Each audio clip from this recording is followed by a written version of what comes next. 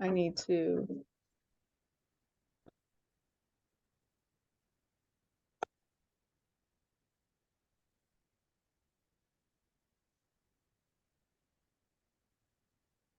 Oh, let me mute.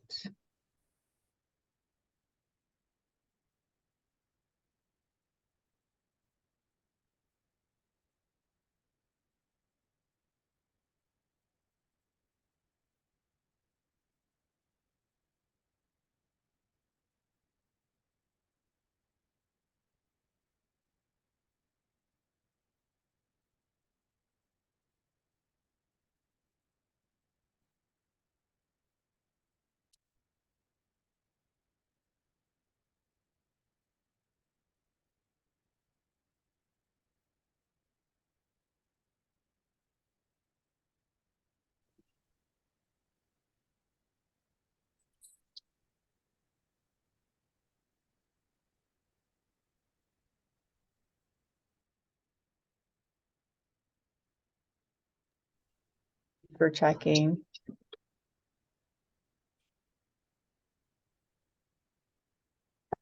Can you hear me, Whitney? No. Can you hear me? It is. That's weird.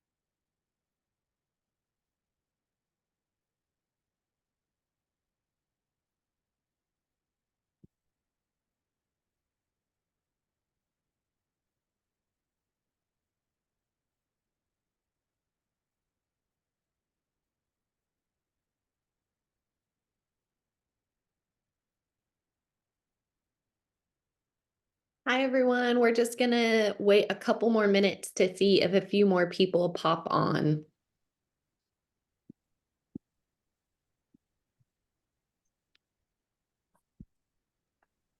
Can you hear me, Whitney?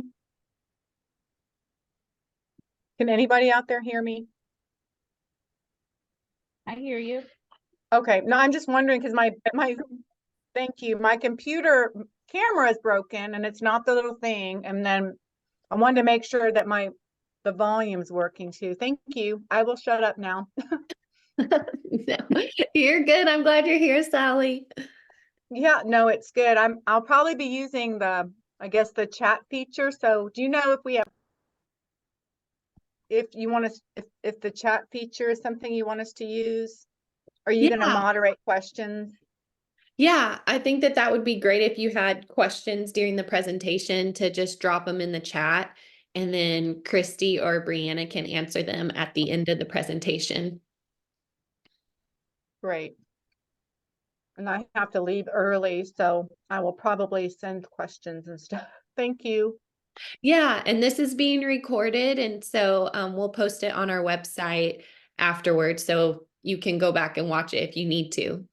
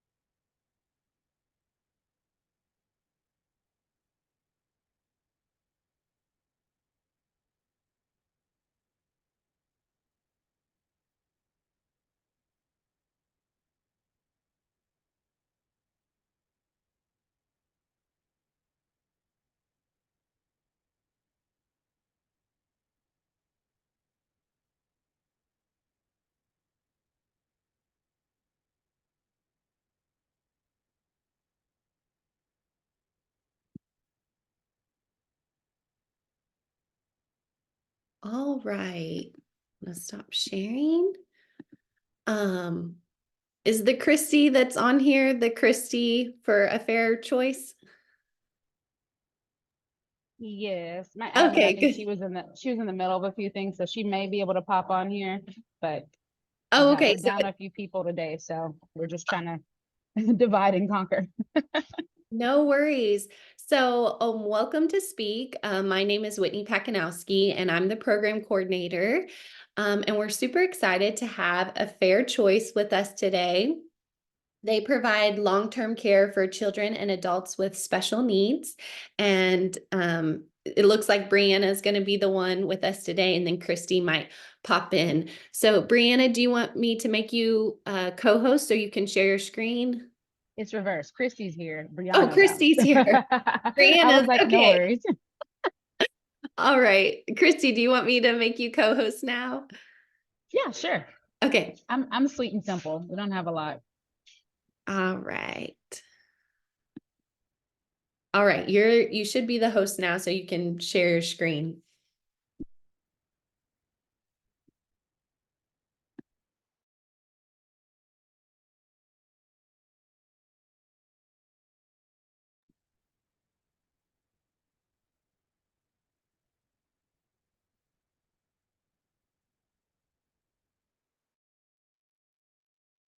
Oh, you're muted, Christy. Are you there? Can you hear me? Yes, I'm here.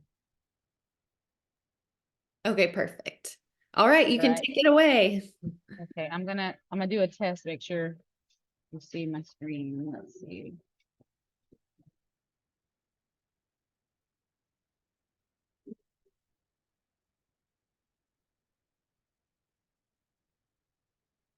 Okay, can y'all see my screen? Yes, there, everything's popping up correctly.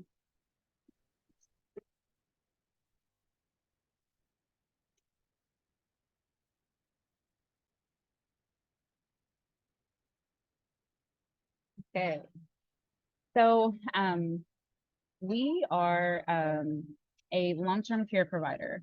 So everyone can hear me, right? Yes, we're good. Yeah. Oh, okay, awesome. We are a long-term care provider, and the waivers that we actually contract with the state of Texas with are for home and community-based services and Texas home living. Now, if you don't have those particular waivers, that's okay. We still work with, we still contract with individuals that have class or NDCP, any of the other waivers as well. We do contract with them to provide those services. But, and then there's some clients that don't have anything at all, and we do work out some private pay things. So nothing is a no. Let's just figure out how we can make it all happen so we can help our special needs babies. So the biggest thing that we focus on is getting them into the community, having those social skills with their peers, having those social skills out in the community so they can be confident, we can help reduce anxieties, just expose them to things that they typically wouldn't do in their normal family settings. And we've been doing this nonstop since August of 2015. So for the beginning of our stages of things, I was remote. We were out in the community 3 days a week, and we were only in building in a place like 2 days a week. But we were gone. That's our main focus and mission, is to be out and about and enjoying life to the fullest. So the things that we do when we are in building, things have changed a lot since 2015, especially last year. We now have something called individualized skills and socialization. And so it kind of put a lid on some of the things we do, but we're working through these stumbling blocks so that we can still provide our care in the way that we've always done it. So when we are in building, it's very similar to like a school setting, but there's a little more flexibility. We definitely want to focus on meeting the clients where they're at. I'm not saying that everyone's going to come in and do algebra instantly, but maybe we're working on numbers, we're working on colors, we're working on basic life skills, sweeping, cleaning up after ourselves in the bathroom, washing our hands properly, learning how to wipe our butts properly, all of those functional life skills, vacuuming, wiping tables, cleaning windows, those kind of chores. Along with, we do a lot of physical activity, as far as we have a walking path that we do on campus when the weather's beautiful. And then if not, we have plenty of space inside, and we do a lot of moving the body. Body movement is huge. And then every Friday we have music. So we have a great music group that comes out and they take care of us. So the biggest thing for us with our clients is we want to make sure that their day-to-day life has some kind of consistency and structure. And we want to make sure that they understand and know that we're here to support them. They understand our boundaries, our rules, and expectations for them. And it's such a beautiful thing because they end up like governing themselves, and they want to hold everyone accountable because they don't want to miss out on their potential community activity. So it's a beautiful thing that happens, and they end up checking themselves. Age is not a problem with us. The biggest thing that would be a hindrance to being a part of our program or coming to any of our summer camps, any of that kind of thing, would just be that if the individual is not able to, they can be in a wheelchair, but if they're not able to like stand for a moment so that we can check and change their pull up or whatever it is, that's the only thing that we require. They got to be able to at least stand holding a grab bar or something so that we can, have them stand up and we can still take care of their hygiene, because maintaining their hygiene and health is the number one priority for us when they are in our care. You see here some pictures of us. We go everywhere. Alley Cats, Perot Museum, the Mint. We're at Peter Piper. I'm having this call right now. We're on an outing at Peter Piper right now. We go everywhere. You name it, we've done it. We go to the state fair every year. All of that. There's nothing that we're going to shy away from. The Fort Worth Science Museum, any of the things we've done a lot of stuff. See. We go to all the libraries, all of those fun things. Whatever you can name, we try to go do it and experience it in every way possible. Alley Cats, we have a really good partnership with Alley Cats, and we're there every other week. So my clients have a lot of things that they expect. And when we don't get to go do those things, they get mad at us because we've set a standard, and they hold us to it just as much as we want to hold them to it. Let's see. I don't think I have anything else off the top of my head. We are accepting new clients. We have a few more transition fairs coming up. I have a lot of our high school babies that are transitioning out or aging out. And so that is a big focus and push for us because we do still offer that consistency of them having a place to go, and also work on those life skills that they're going to need the rest of their life. Does anybody have any questions or things that I can answer or clarify?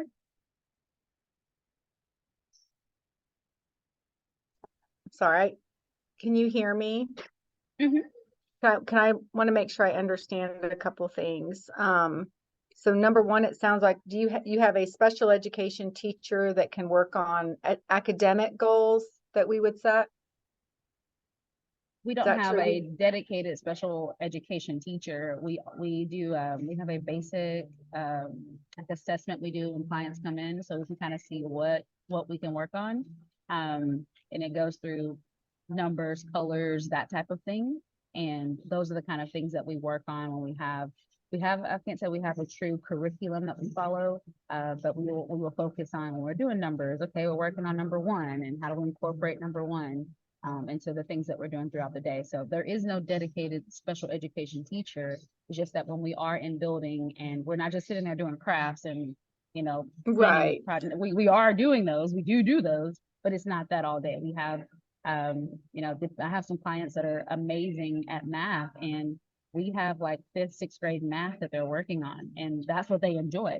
So when I say that, we're going to meet the client. We want to challenge them and keep pushing them and encouraging them. Then I have some of the babies that they want to just color sheets all day, but they're coloring a sheet with the number 1 on it. Okay, but they don't care about any of that. They just want to color. Okay. And I have some that do basic stuff where they can still do things, and they have their counters and manipulatives to help them with that. A lot of it is just how do we engage those sensory things? How do we engage that? How do we engage them so that we can help improve those areas where they may be weak in? So that's something that we choose to do because I don't want to sit there and watch paint dry, and I don't want to color all day. Right. So does somebody have to come Monday through Friday? I see your hours, or can they say, hey, I only want to come Monday, Wednesday, Friday? So we want to have the most consistent schedule because we do have to keep certain ratios, especially if we're planning on having an outing out in the community. We want to plan for you appropriately. So whatever schedule you do pick, like I have some that come only on Fridays. Whatever schedule you do pick, we do ask that you stay consistent with it. Yes, ma'am. Thank you. But usually the way that things work out, and sometimes how things are planned, most of the time they want to be there every day. They're like, what are we doing? I want to blah, blah, blah, because you never know what may happen when you miss that one day, and they may be behind on that particular project, or they didn't get to do that craft. And, they're like, where's mine? I'm like, I'm sorry, baby, you weren't here that day. So those are the kind of things that we run into when they don't come every day. So. Right. We do offer transportation, so through a majority of the Metroplex, and if you're like, if you have someone that is like super far away, and like I said, they're 25 minutes outside of the Metroplex, we can figure out something. I can't say everything is can't say that anything is not possible, but we can work out things for transportation because there's just not a lot of mass transit options. So we do offer that transportation piece. Great, thank you. Are you open through the summer or just during the school year, or We're year round. it says year round, maybe? Mm-hmm. Yeah. We have we're only closed like 10 days out of the year. Most of that is around Thanksgiving and Christmas, which is the typical days that you're with your family anyway. We do offer respite hours. We have about 2 or 3 clients every day that are with us later in the evening just because their parents work late. So that is something we do provide as well. Do you guys have like a kitchen? So you're working on cooking skills as well? Do you have like a full kitchen, or I don't know. I don't know what your facility's like. So I'm just trying to get a vision of what kind of things you're able to do there. Yes, we do work on some basic cooking skills during lunchtime for the clients that want to. Again, we want to encourage everyone to do it, but for the clients that want to, we do have lunch helpers, and they help with warming and sorting lunches and getting lunches passed out. And then depending on our activity, we have some like DIY pizza stuff, and they have to like, we will chop things. I don't really like having my clients with knives. So we will have things already chopped up and prepared, and they will come through and do a DIY like pizza or DIY sundaes, or we'll do cookie decorating. So we have a lot of stuff in the kitchen, but it's more of them like measuring and touching things so they can understand the consistencies. It's more sensory related more than them like fully cooking and preparing a meal. But we do have those options. Yes, we do have a full kitchen available. Thank you. Mhm. But safety is the most important thing. So that's why I don't have clients with knives. We do have some like safety knives, but even then, like I don't like having knives out with them. How many clients do you have on a day-to-day basis? We average about 40, 50 clients every day. The summer it goes up a bit because we have all of our school babies. So I think when I looked at preliminary numbers, I think I have about 10 to 15 that'll be coming back during the summer. So we'll average about that. But every day year round, we have about on average 40 clients there every day. Okay, and are they split into different classrooms, and how many instructors per client? So I usually like to keep a 1 to 12 ratio, but that will change a little bit depending on who we have there. It may have 1 or 2 less or 1 or 2 more.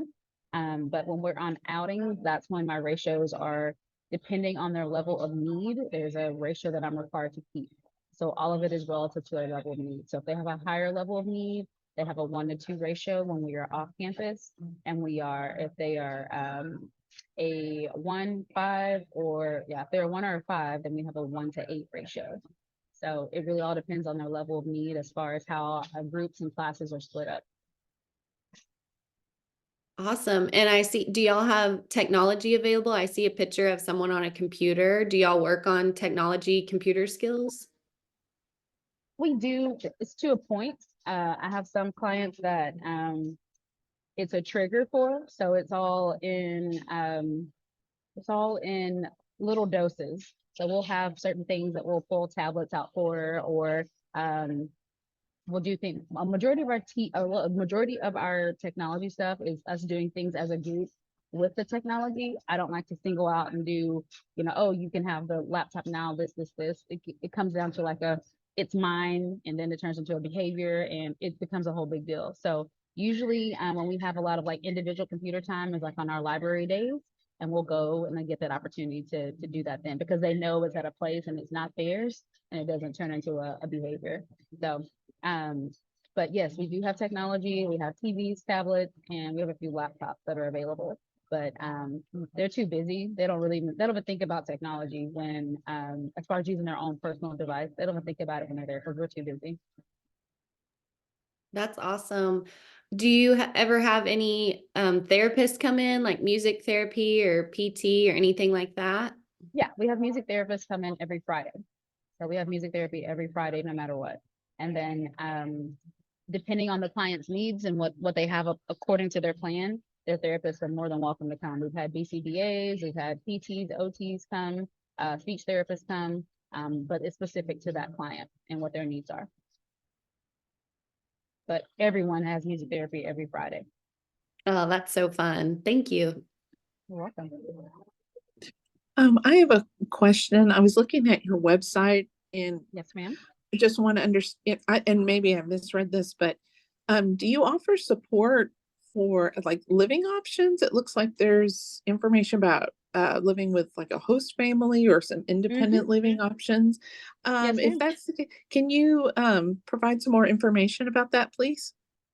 So yes, so those living options in the community, if you have a Medicaid waiver, so any of the ones listed down here on the screen, so the home and community-based services, that is where you're gonna get the group home option, the residential group home option, and you're gonna also get the option of the host home companion care, which is formerly adult foster care. So those services are available to those individuals if they have those waiver, if they have the HCS waiver, and that's something we want to explore with them.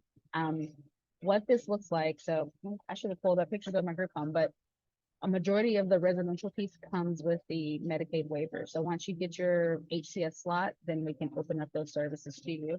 But I do have some clients, I have 1 or 2 homes where they will do private pay. And in these settings, it's 24-hour care, except for when they're at the day program at our ISS facility. And they're responsible for them 24 hours a day, 7 days a week. And all the same things you'd be doing with your loved one if they lived in your home, that's what they'd be doing with them as well. Still going out into the community, still making sure that all their appointments are met, their hygiene and safety and security is maintained. All that stuff is a requirement of those host homes. But a Do you majority of take that people care to is with work? the waiver. Sorry. Will the host home take people to work? Yeah, like for those that that are working, do you guys take them to work? Like if they're in one of your group homes, they get to work and all of that as If well. they do have a work, if they do have a current active employment, yes, ma'am, we would get them to their job. That's a part of our duties, is to provide transportation to and from whatever they have going on. So yes, ma'am.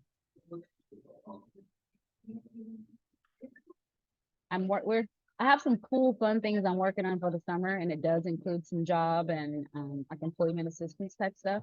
I'm just working on staffing. Staffing is, we got to keep one area staffed, and that's the most consistent thing we got to focus on. But I do have some things that we have down the pipeline, so we will be able to offer some job services during our day hours. Gives some of our clients more opportunities. So we are working on that. It's just staff. That's the name of the game.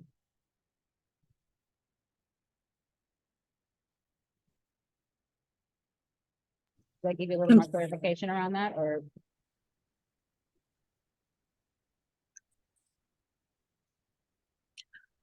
If I can ask another question about the group homes, is there a wait list? So if my daughter, she's on the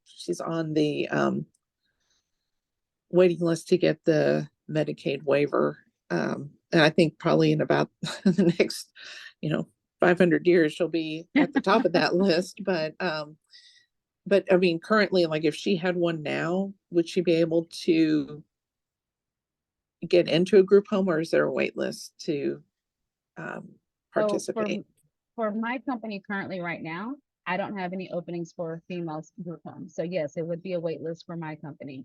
But there's others that are out there, and we would be able to, you can call and see what they have available. But currently right now, I am at full capacity for group homes. And I only have male group homes right now currently.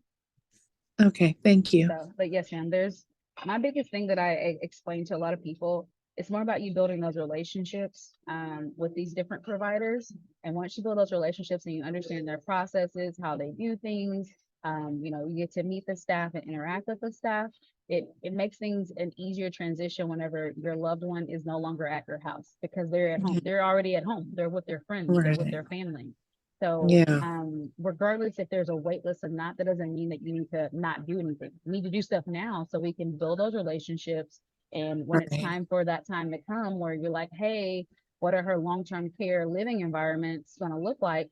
You can work with that provider to eventually open up those opportunities of having a group home for her. Does that make sense? Yes, thank you. And that's such a good point. Thank you. Yeah, that's the biggest thing I run into with a lot of families that call me. They're desperate. It's last second and somebody done died. And I know that sounds crazy, but that's usually when this is happening. I'm like, Exactly. I wish that I would have known something and we could have worked on this, but it's a process. It can happen, but it's a process. And, like I have literally made myself homeless for my company because I couldn't find a home for my clients. And I was like, I own this. And I needed to make the home wheelchair accessible. And so I couldn't rent anything. I couldn't buy anything fast enough and do construction. I had 2 weeks, and, like, these are the kind of things that if I would have had proper time, then I could have done things differently. But I made myself homeless so I could make sure my clients had what they needed. So Right. everyone is not me. I get that, but that is the kind of stuff that you need to understand and learn about whatever providers Mhm. that are going to be out there that, at the end of the day, push comes to shove, I know that they're going to make the best decisions for my loved ones. Yeah. Yeah. Thank you. Kathy, That's a really good yeah, point.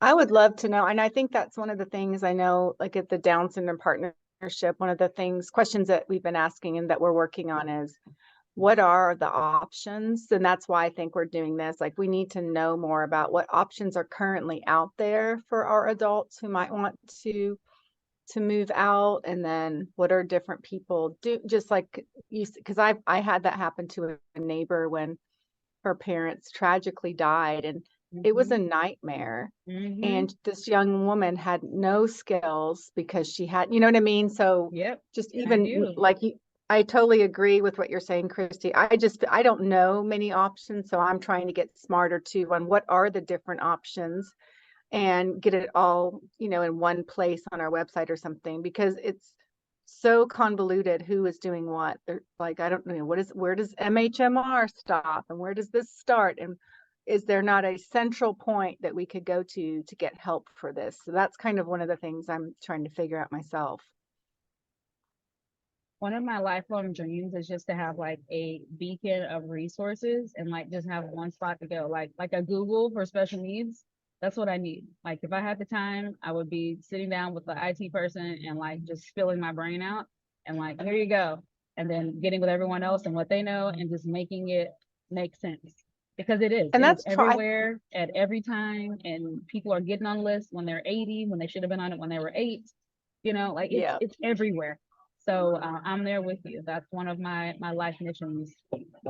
Well, and that's why, I mean, I know the Down Syndrome Partnership, we've got stuff on our website, but like definitely we're always looking to, and correct me if I'm wrong, Whitney, we're always looking to add and update our website with all of these kinds of resources. It would be great to have, hey, these are contractors for group homes and they take this and that, just so we're more informed, because obviously the expectations now for our adults is very different. A lot of them are able to live with supports in the community, but now it's like the community's not really ready for them. There's not enough houses and places where they can walk to a grocery store. And so we're thankful for you speaking to us today. Very welcome. It's my pleasure.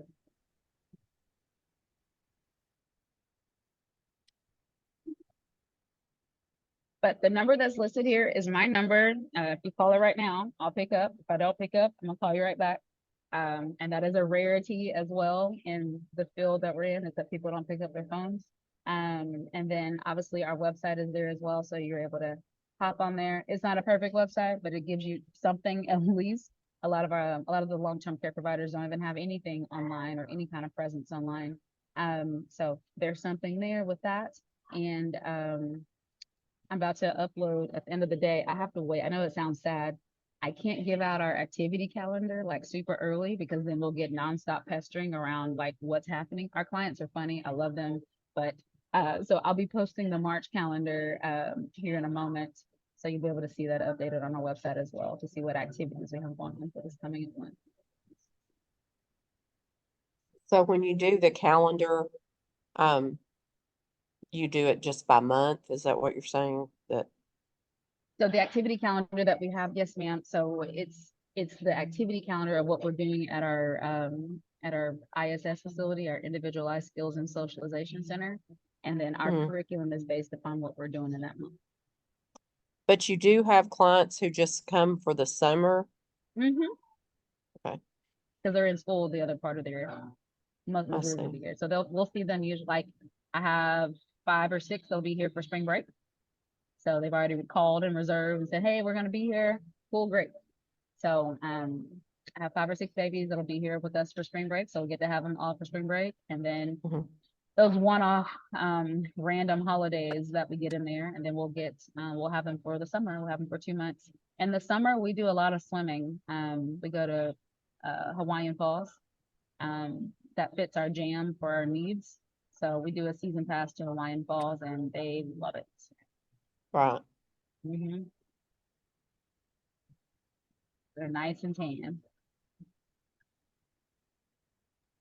How late can individuals stay? Because I know you said you have certain clients that stay later. How does that work? Depends on what you want. So we have respite hours according, there's a respite fee schedule according to the level of need. And I don't know if I have it posted on the website, but it's based on our level of need. And so if you needed 4 extra hours, you're just paying for 4 extra hours. As long as we reserve the time frame, and I have obviously I keep staff back for that, but you would just request that time frame of what you're needing. I have some clients that get dropped off earlier, so they pay for an extra half hour of respite before our program starts, but they get picked up on time. So Okay, so it just it's all kind of about, depends it's all on. according to the clients and their family and what they need. We're very Okay. flexible and understanding because our special needs babies are never a cookie cutter. They're not. The cookie cutter is not a part of their language of what their life is. So we definitely, like I said, we definitely want to make sure we're able to be here to be a support to the family. The majority of my clients are picked up by 5:30. Okay. So I have some that may trend to 6, like if they're running behind, but that's what we have right now. Okay. So how long have you been in business, or how long have you been doing this? A Fair Choice was incorporated in 2012. And, the state is super, super fast at giving you your contracts. So it takes about 2 years to get your contract. So we revenue generating since January of 2014. So I had my first client with AFC January of 2014. And then opened the first group home July of 2014. And then we opened our day program. At the time it was called Day Hub. It was August of 2015. So I've been doing our day program stuff since August of 2015. And what's your background? Were you in education, or how did you land here? I actually ran away from this for a very long time. So I've actually lived this life as well. So I have a special needs brother. He's actually a twin. They were born 4 months early. So I lived that hospital life. All the therapies, name it, I've done it. I've done it with that. All the surgeries, therapies, appointments, hospital visits, all of that stuff. So, and his twin brother, my little twin brother, one made it and one passed away at birth. So, I've had all of that spectrum of things. His birthday is actually in 2 days, so he'll be 25. Oh my gosh, he's getting old. And he works at AMC Theaters in no, it's not AMC. I keep saying AMC. I don't know why. He works at Cinemark in Mansfield, Texas, and that's his most favorite job. Has been there for about almost 5 years.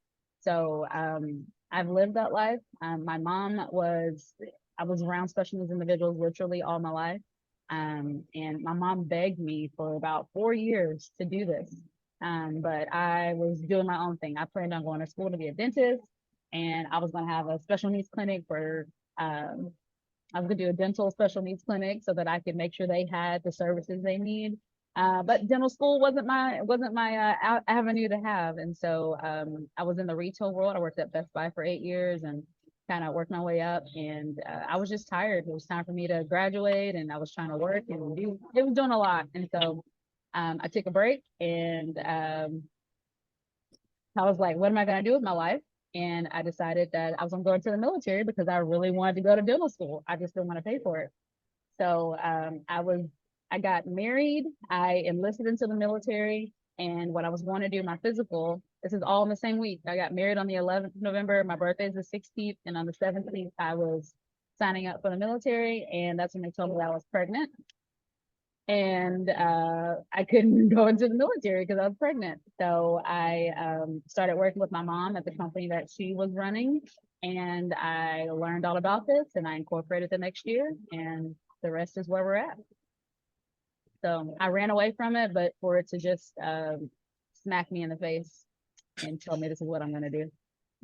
Yeah. So that's my story to this. Well, thank you so much for sharing. No problem.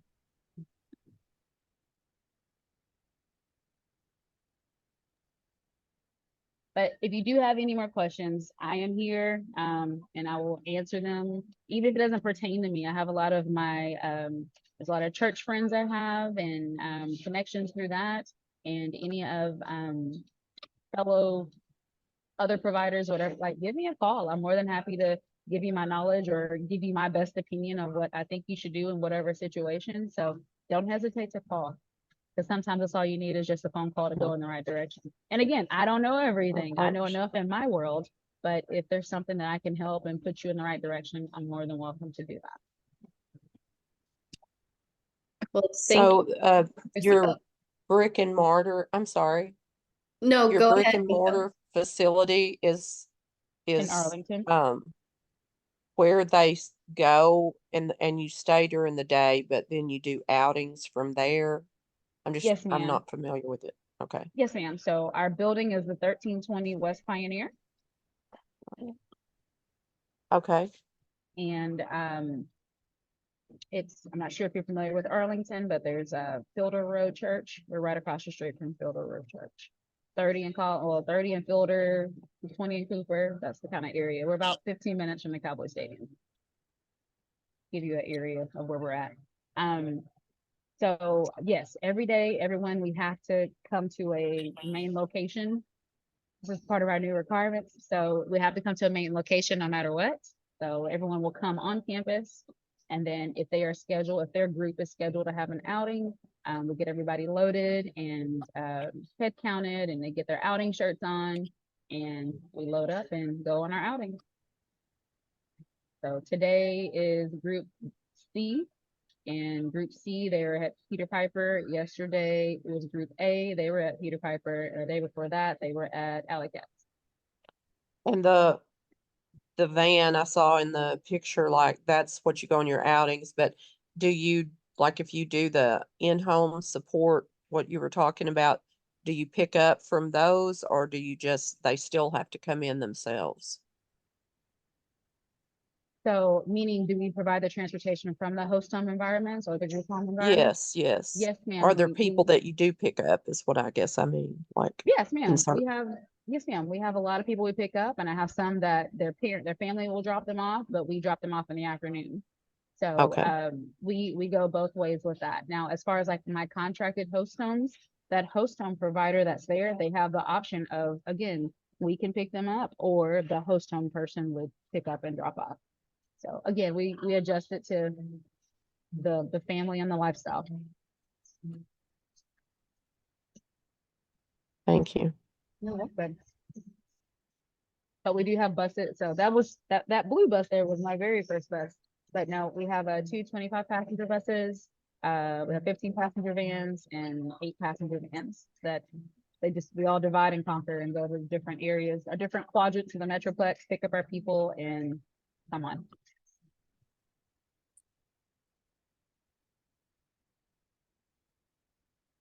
Anything else?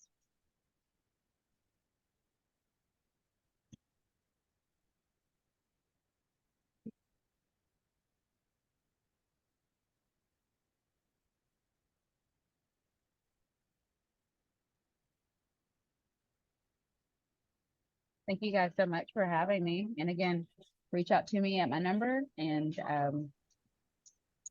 be here. Thank you so much, Christy. We really appreciate it. You're welcome.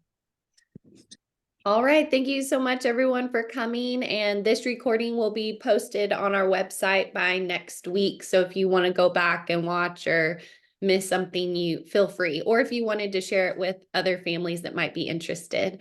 So thanks so much. And I hope y'all have a great day. You as well. Thank you. Thank you. Thank you.